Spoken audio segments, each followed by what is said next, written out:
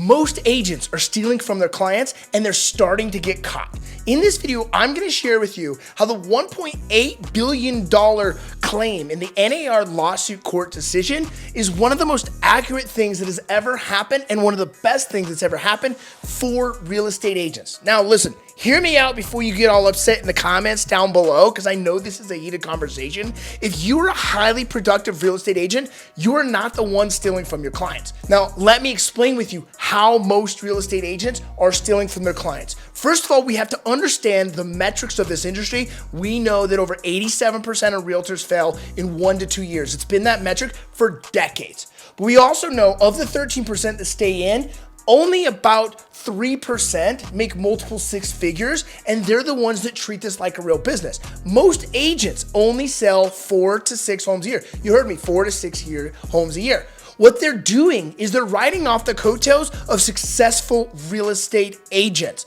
Now, I had a phone call with my mom last night, and I know this sounds weird bringing my mom in a YouTube video, but why this is important is she was the office manager for a real estate brokerage for over 40 years. And she didn't fully understand what was going on with this lawsuit. And I was trying to explain with her about what happened with NAR and how it's just been a very big challenge for the community this last year.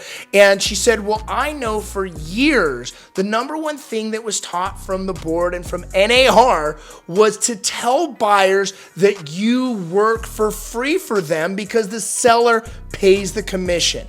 Now, this script alone is the biggest deceit I've ever heard, and it's so clear that it's been produced into the economy and into the marketplace that all consumers are aware of it. Clear to the fact that my mom, who's almost 65 years old, has remembered that script being taught and plugged by NAR for years and years and years. I'm talking since the late 70s, at least, maybe longer than that.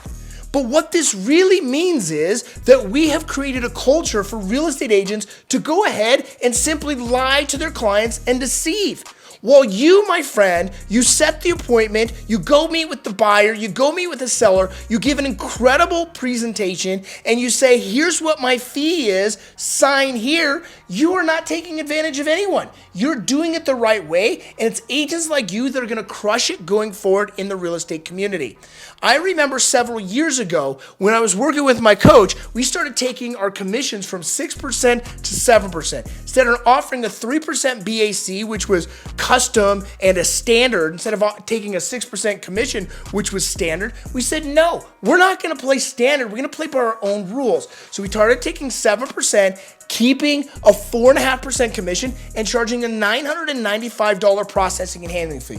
Look, I admit I was charging way more than my competition, especially with sellers, because it takes way more work for me, the listing agent, to go find a new seller than it is for a buyer to go lie to their community and lie to their clients, take them in and get a commission. That's just the facts. That's how I feel about it. I'm not saying that buyer's agents are not important and that they don't create a ton of value, because they do. I have worked with hundreds and hundreds, maybe even thousands at this point, of just buyer transactions. I have worked with so many buyers, and I deserve a commission.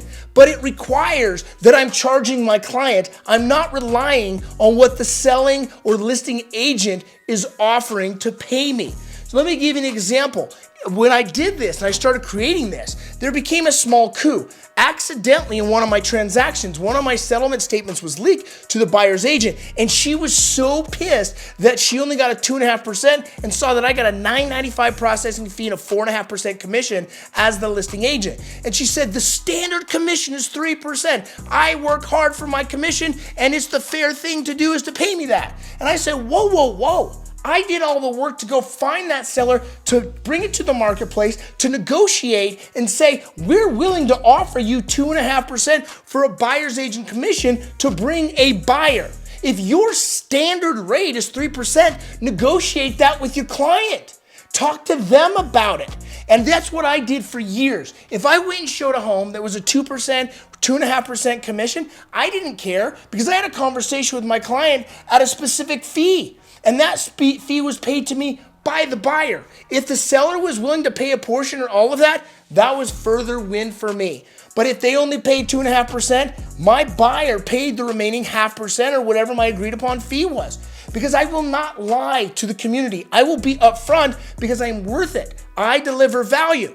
Now, just because you have value to deliver, if you don't actually deliver it, you don't deserve any value in return or any type of compensation.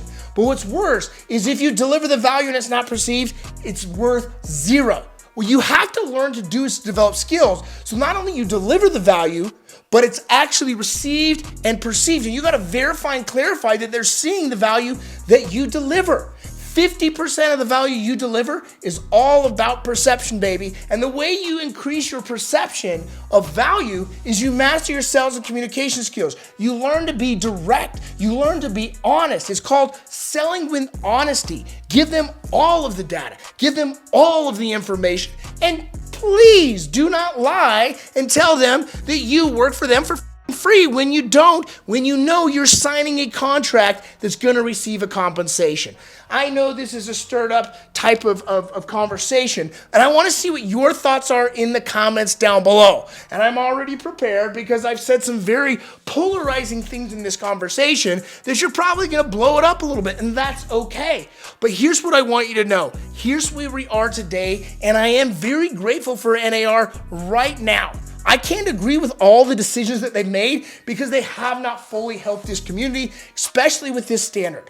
But they are the body that represents our profession today in real estate, and I back them, and I've paid my dues for years as part of supporting NAR, and I'll continue to support them because I know that just because they didn't get it right, they still represent, and I hope that they improved. That's like saying because I don't want President Biden to be the president of the United States, I'm going to stop backing the United States. Hell no. Even if it's Biden or Trump, I don't care. I love this country and I'm going to continue to support it. Just like I love this industry and I love being a realtor, and I am going to support this body and this association that represents us till the end. Go ahead and smash that like button and share this with someone else. We'll see you soon. Look, I want to say thanks for watching my video.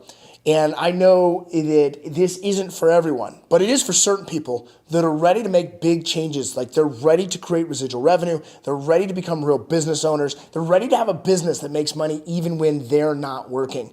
And if that's you, I want you to click the link down in the description, and I want to give you an opportunity to have what's called a triage discovery call. We're going to meet with my head coach and learn where you're stuck in your business and what changes you got to make so that you don't have to work to make money. And I want to say again, I know that sounds crazy, but imagine you took time off and you still made money. That doesn't mean you don't have a business to grow. You absolutely do. But I'm going to teach you how to grow a business that makes money even when you're not there working. So click the link down below, get your free consultation with my team, and let's really discover where you're at and how you can create it. We'll see you there.